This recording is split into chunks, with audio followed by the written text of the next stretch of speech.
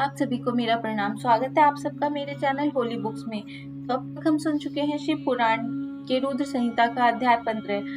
अब हम सुनेंगे अध्याय 16। तो चलिए शुरू करते हैं। इस अध्याय में हम सुनेंगे स्वयंभू मनु और सतरूपा की ऋषियों की तथा दक्ष कन्याओं की संतानों का वर्णन तथा सती और शिव की महत्ता का प्रतिपादन।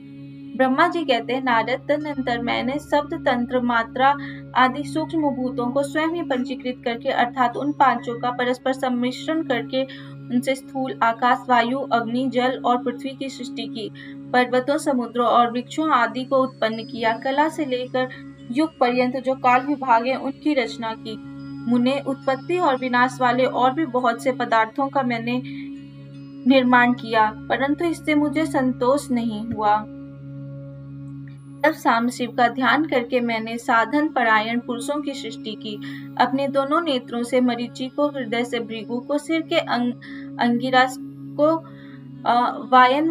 व्यान वायु से मुनि श्रेष्ठ पुहल को, उदान वायु से पुलस्त्य को, समान वायु से वशिष्ठ को, अपान से क्रतु को, दोनों कानों से अत्रि को, प्राणों से दक्ष को, गोद से तुमको, छाया से कर्मद मुनि को तथा संकल्प से समस्त साधनों के साधन धर्म को उत्पन्न किया। मुनि श्रेष्ठ, इस तरह इन उत्तम साधनों की सृष्टि करके महादेव जी की कृपा से मैंने अपने आप को कृतार्थ माना। पश्चात संकल्प से उत्पन्न हुए धर्म मेरी आज्ञा से मानव रूप धारण करके साधनों की प्रेरणा से साधन में लग गए। इसके बाद मैंने अपने विभिन्न अंगों से देवता, असुर आदि के रूप में असंख्य पुत्रों की सृष्टि करके उन्हें भिन्न भिन्न शरीर प्रदान किए। मुने तदनंतर अंतर्यामी भगवान शंकर की प्रेरणा से अपने शरीर को 2 भागों में विभक्त करके मैं 2 रूप वाला हो गया। नारद, आधे शरीर से मैं स्त्री हो गया और आधे से पुरुष। उस पुरुष ने उस स्त्री के गर्भ से सर्व साधन समर्थ उत्तम जोड़े को उत्पन्न किया। उस जोड़े में जो पुरुष था वह स्वयंभू मनु के नाम से प्रसिद्ध हुआ। स्वयंभू मनु उच्च कोटि के साधक हुए तथा जो स्त्री हुई वह सतरूपा कहलाई। वह योगिनी एवं तपस्विनी हुई। तात मनु ने वैवाहिक विधि से अत्यंत सुंदरी सतरूपा का पाणी ग्रहण किया और उससे वे मैथुन जनित सृष्टि उत्पन्न करने लगे। उन्होंने शतरूपा से प्रियव्रत और उत्तानपाद नामक 2 पुत्र और 3 कन्याएं उत्पन्न की। कन्याओं के नाम थे आकुति, देवहूति और प्रसूति। मनु ने आकुति का विवाह प्रजापति रुचि के साथ किया। मंझली पुत्री देवहूति कर्मद को ब्याह दी और उत्तानपाद की सबसे छोटी बहन प्रसूति प्रजापति दक्ष को दे दी। उनकी संतान परंपराओं से समस्त चराचर जगत व्याप्त है। रुचि से आकुति के गर्भ से यज्ञ और दक्षिणा नामक स्त्री पुरुष का जोड़ा उत्पन्न हुआ। यज्ञ से दक्षिणा और 12 पुत्र हुए। मुने कर्मद द्वारा देवहूति के गर्भ से बहुत सी पुत्रियां उत्पन्न हुई। दक्ष के प्रसूति से 24 कन्याएं हुई। उनमें से श्रद्धा आदि 13 कन्याओं का विवाह दक्ष ने धर्म के साथ कर दिया। मुनीश्वर, धर्म की उन पत्नियों के नाम सुनो: श्रद्धा, लक्ष्मी, धृति, तुष्टि, पुष्टि, मेधा, क्रिया, बुद्धि, लज्जा, वसु, शांति, सिद्धि और कीर्ति। ये सब 13 हैं। इनसे छोटी जो शेष 11 सुलोचना कन्याएं थी उनके नाम इस प्रकार हैं: ख्याति, सती, संभूति, समृद्धि, प्रीति, क्षमा, संतनी, अनसूया, पूर्जा, स्वाहा तथा स्वधा। भृगु, शिव, मरीचि, अंगिरा मुनि, पुलह मुनि श्रेष्ठ, क्रतु, अत्रि, वशिष्ठ, अग्नि और पितरों ने क्रमशः इन ख्याति आदि कन्याओं का पाणी ग्रहण किया। भृगु आदि मुनि श्रेष्ठ साधक है। इनकी संतानों से चराचर प्राणियों सहित सारी त्रिलोकी भरी हुई है। इस प्रकार अंबिकापति महादेव जी की आज्ञा से अपने पूर्व कर्मों के अनुसार बहुत से प्राणी असंख्य श्रेष्ठ द्विजों के रूप में उत्पन्न हुए। कल्प भेद से दक्ष के 60 कन्याएं बताई गई है। उनमें से 10 कन्याओं का विवाह उन्होंने धर्म के साथ किया।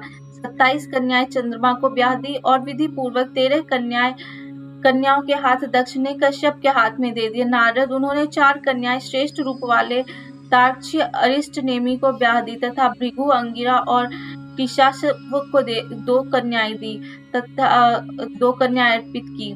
उन स्त्रियों से उनके पतियों द्वारा बहुसंख्यक चराचर प्राणियों की उत्पत्ति हुई। मुनिश्रेष्ठ दक्ष ने महात्मा कश्यप को जिन 13 कन्याओं का विधि पूर्वक दान किया था, उनकी संतानों से सारी त्रिलोक व्याप्त है।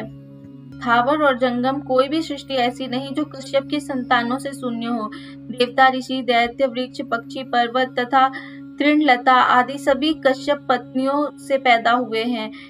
इस प्रकार दक्ष कन्याओं की संतानों से सारा चराचर जगत व्याप्त है। पाताल से लेकर सत्यलोक पर्यंत समस्त ब्रह्मांड निश्चय ही उनकी संतानों से सदा भरा रहता है, कभी खाली नहीं होता। इस तरह भगवान शंकर की आज्ञा से ब्रह्मा जी ने भली भांति सृष्टि की। पूर्व काल में सर्वव्यापी शंभु ने जिन्हें तपस्या के लिए प्रकट किया था तथा रुद्र देव ने त्रिशूल के अग्रभाग पर रखकर जिनकी सदा रक्षा की है, वे ही सती देवी लोकहिता कार्य संपादित करने के लिए दक्ष से प्रकट हुई।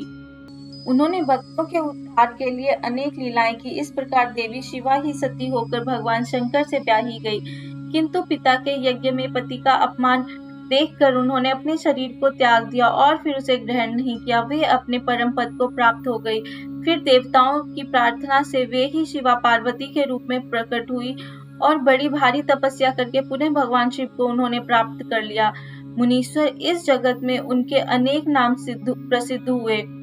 उनके कालिका, चंडिका, भद्रा, चामुंडा, विजया, जया, जयंती, भद्रकाली, दुर्गा, भगवती, कामाख्या, कामदा, अम्बा, मृडाना और सर्वमंगला आदि अनेक नाम हैं जो भोग और मोक्ष देने वाले हैं। ये सभी नाम उनके गुण और कर्मों के अनुसार हैं।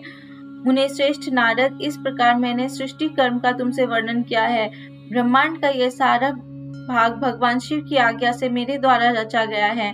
भगवान शिव को परब्रह्म परमात्मा कहा गया है। मैं विष्णु तथा रुद्र ये 3 देवता गुण भेद से उन्हीं के रूप बताए गए हैं। वे मनोरम शिवलोक में शिवा के साथ स्वच्छंद विहार करते हैं। भगवान शिव स्वतंत्र परमात्मा है, निर्गुण और सगुण भी वे ही हैं। यहाँ पर हमारा अध्याय 16 भी समाप्त होता है। जल्दी ही हम आपसे मिलेंगे इसके अगले अध्याय के साथ। तब तक अगर आपने हमारे चैनल को सब्सक्राइब नहीं किया है तो सब्सक्राइब कर लीजिए। अगर आपको मेरी वीडियोस अच्छी लग रही हो तो इसे लाइक करना ना भूलें। धन्यवाद।